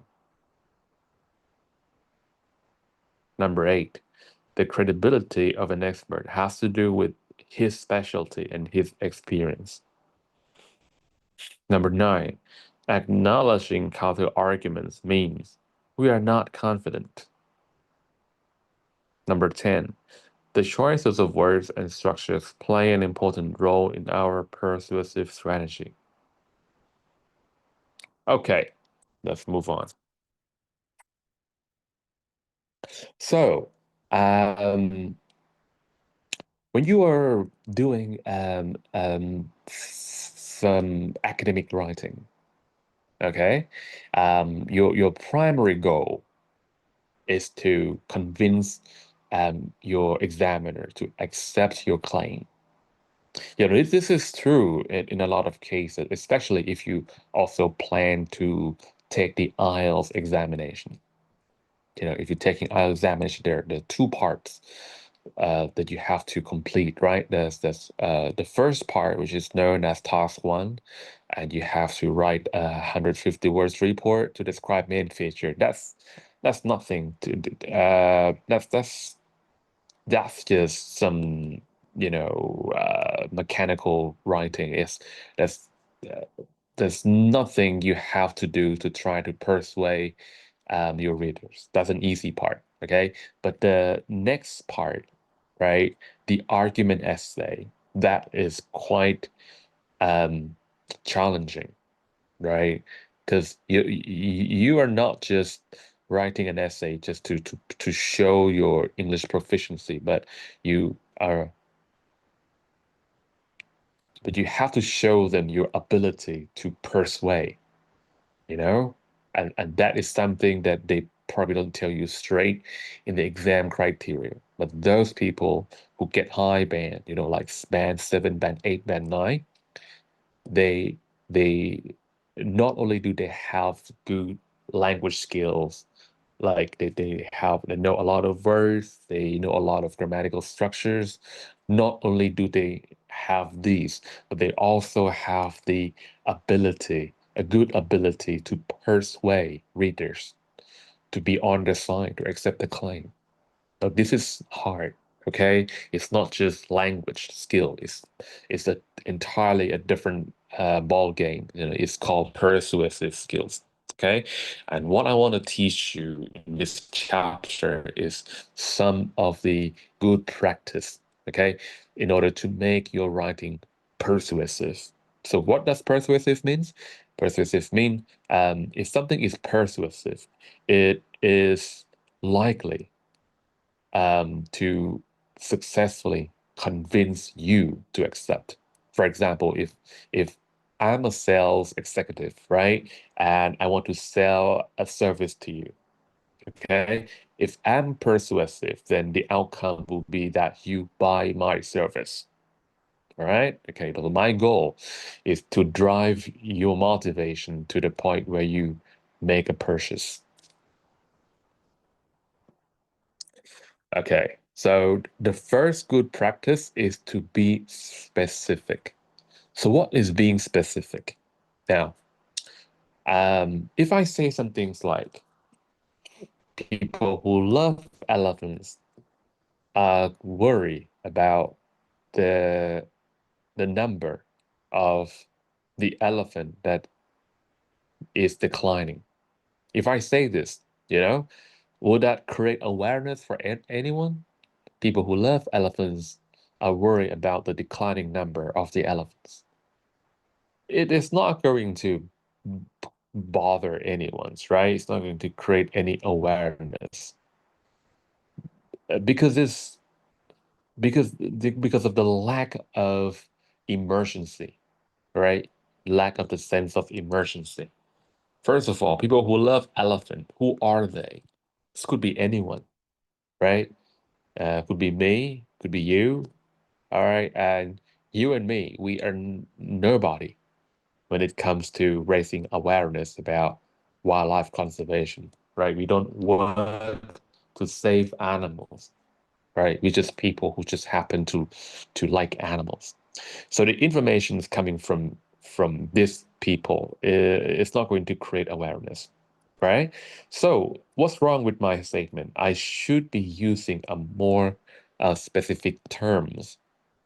So if I replace, people who love elephants or love animals by words like wildlife conservationist.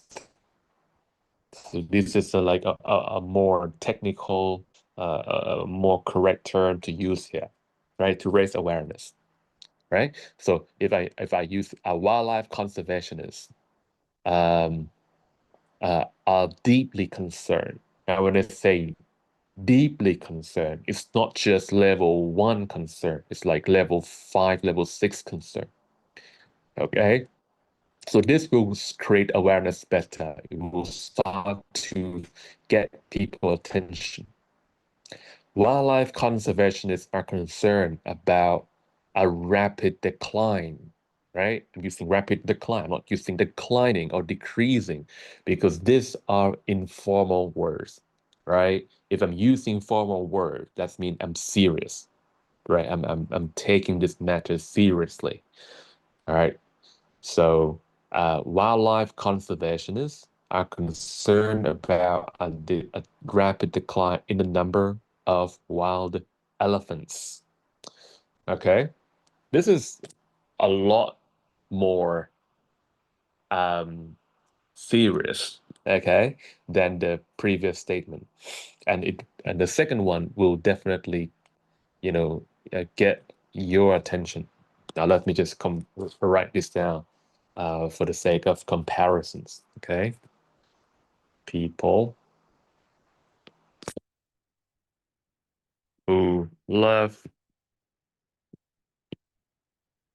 animals are worried about the declining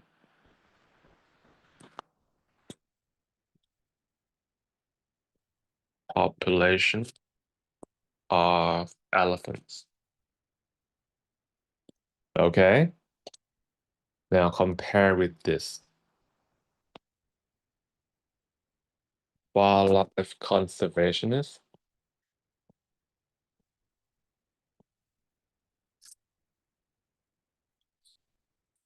are deeply concerned about a decline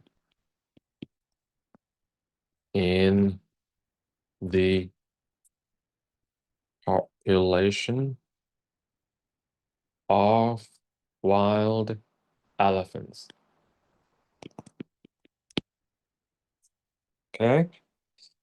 Wildlife conservationists are deeply concerned about a decline in the population of wild elephants. So you see, it hits you quite differently, right? It hit you. This barely make you feel anything, right? People who love animals are worried about the declining population of elephants, right? You barely feel anything, but when you read this, wildlife conservationists are deeply concerned about a decline, I should say, a sharp decline in the number, I mean, in the population of wild elephants, right? This hit you differently. Okay, so be specific. Use precise terms. Be specific is not just using precise term. Okay, it's about avoiding all the vagueness. Okay, avoiding vagueness, avoiding, being too broad. Okay, because if you are too broad, if you try to be vague, that means you're not confident about what you're saying. And when you're not confident, that means you are not taking this matters very seriously. But if you're serious, then you must have full details, complete information about something. Okay? So be specific is also about being uh, precise about things like numbers, names. Okay?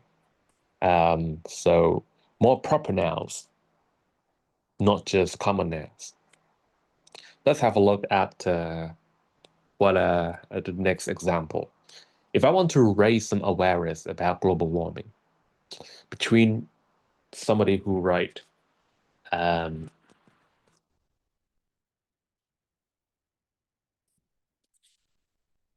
the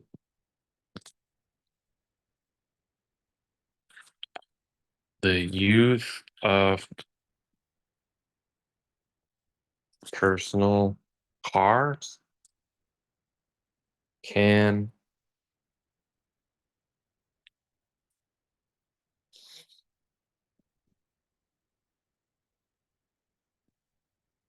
worsen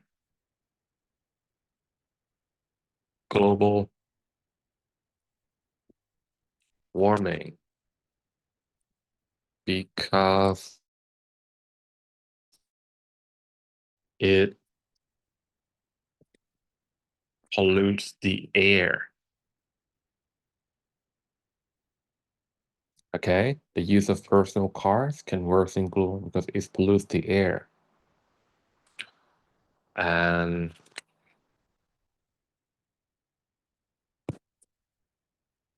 people will be at risk of natural disaster. Okay, now when you read this statement, I mean, it's understandable, but you don't see any specific details. So it's kind of hard to tell how serious this matter is, right? We know that, okay, using personal car will make global warming worse, but in what way? Worsen what? Does it make it last longer? Does it increase the temperatures? What is it, right? Pollutes the air. Yeah, but yeah, it pollutes the air, but we still don't basically smoke cigarette. It pollutes the air too. If you burn something, it pollutes the air. You cook something, pollutes the air. So how is using personal vehicles is more um, is more you know has a larger effect or has a larger impact on the air than other activities, right? Okay. And you know risk of natural disaster. There are so many different kinds of natural disaster. Earthquake is natural disaster. Is that caused by the use of cars? It does it have anything to do with global warming? Earthquake, this kind of thing. Right? So you have to be specific about what sort of natural disasters are directly related to use of personal cars. Okay, so let's fix this. Okay, so instead of me being too general about the use of personal car, I would just say um,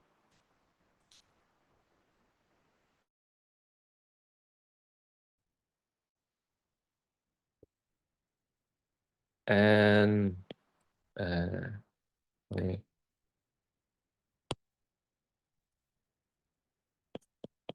the burning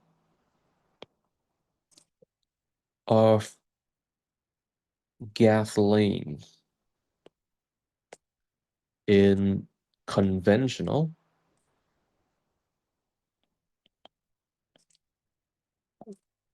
vehicles, right, can produce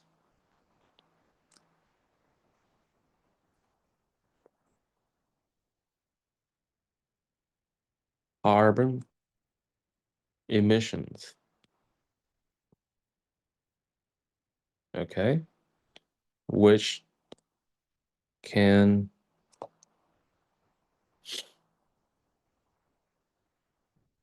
accelerate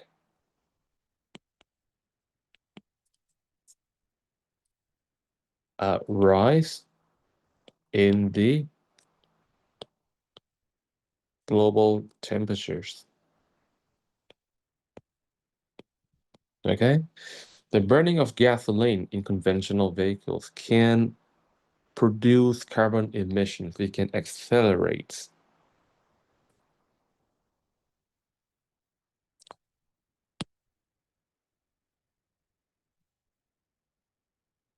and accelerate can accelerate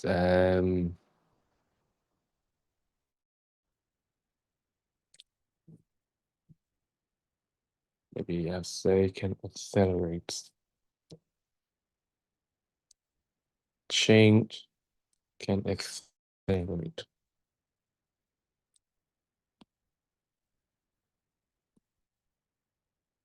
the change in global temperatures. Let's make it more specific, the increase, because it's not going to slow down. The increase in global temperatures. Okay. Right. The burning of gasoline in conventional vehicles can produce carbon emission, which can produce carbon emissions, which accelerates the increase in global temperatures. And I can say potentially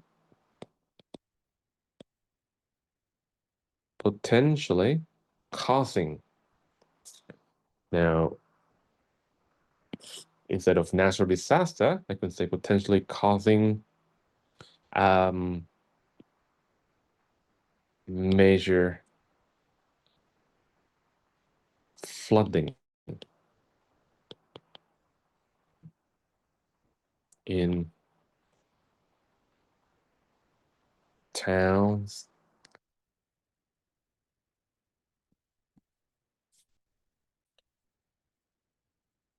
and cities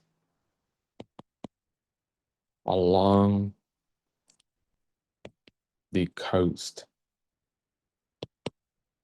Okay, due to a rise in the ocean level.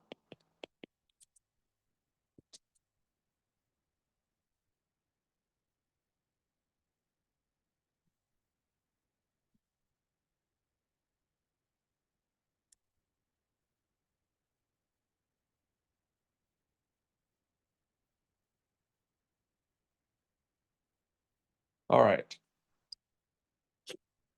so that's it. Okay,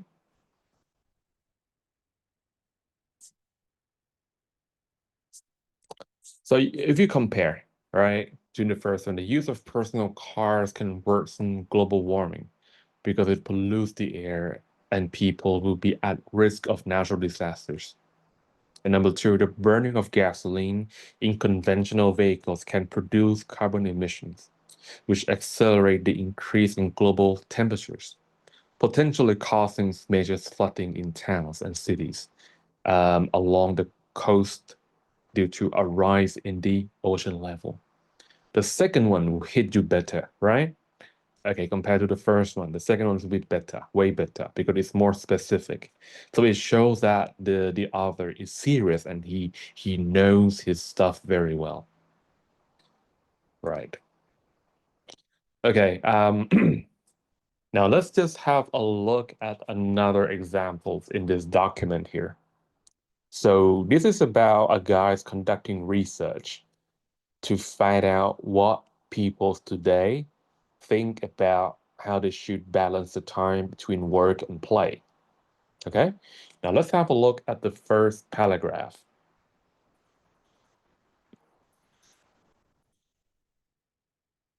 To confirm my hypothesis, I asked my peers about the balance between work and play. Most of them said they thought the balance should be about equal. Several of them pointed out that because of technology, the distinction between work and home is fading, so it's especially important to set aside time to play. So this paragraph raised quite a bit of questions. First of all, when he said he asked his peer, like how many peers did he ask? Because if he asked only five people, the result or the outcome might not be significant enough to make any conclusion, right?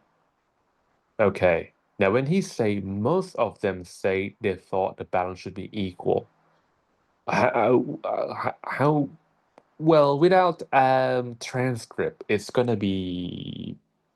is not it is not fair to arrive at that conclusion. Maybe the author misinterpret what the what the participants say. His participant might say something, but they took it to mean different things. So we need to see the transcripts in order to be able to judge whether the researcher have accurately and correctly interpret the message delivered by his participants.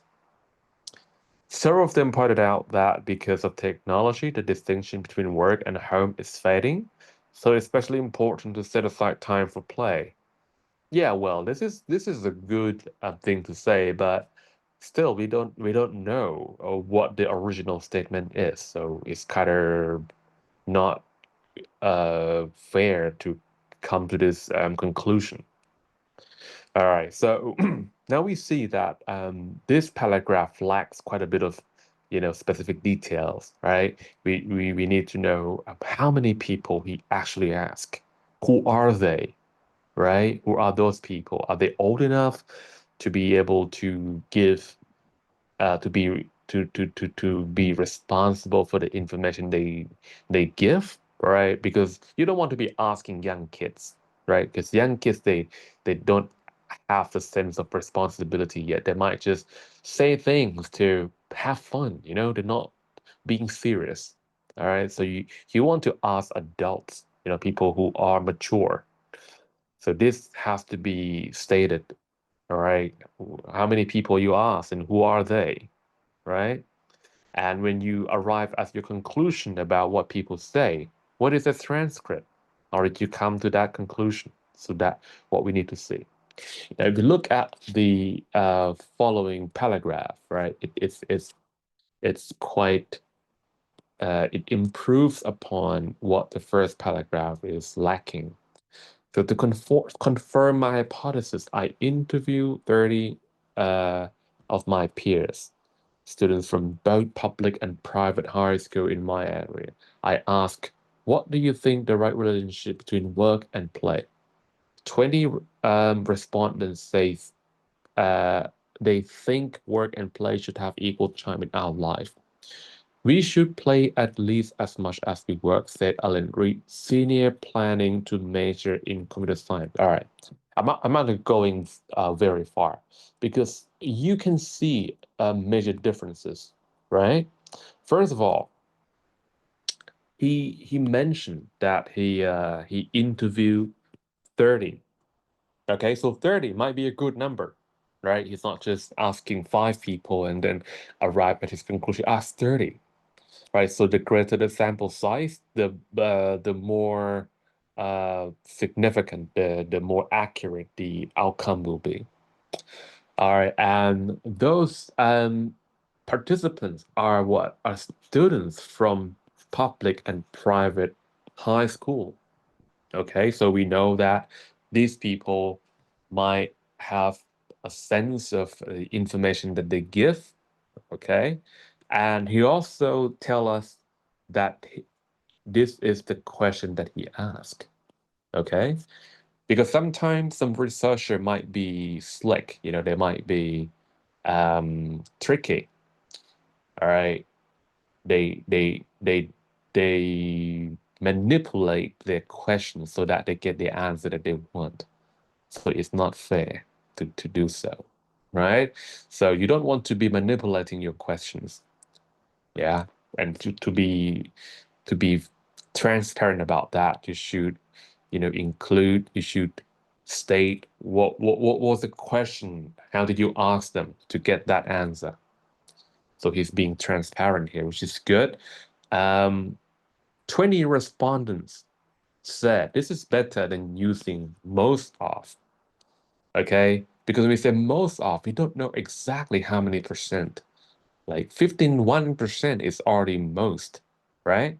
If, you know, out of 10, if 6 says this is true, then this is already the majority. But that is only 60%.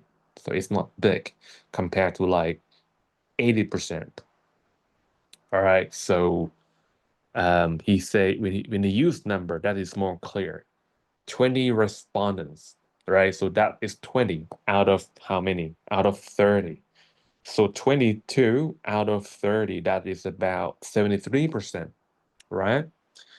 And say that they think work and play should have equal time.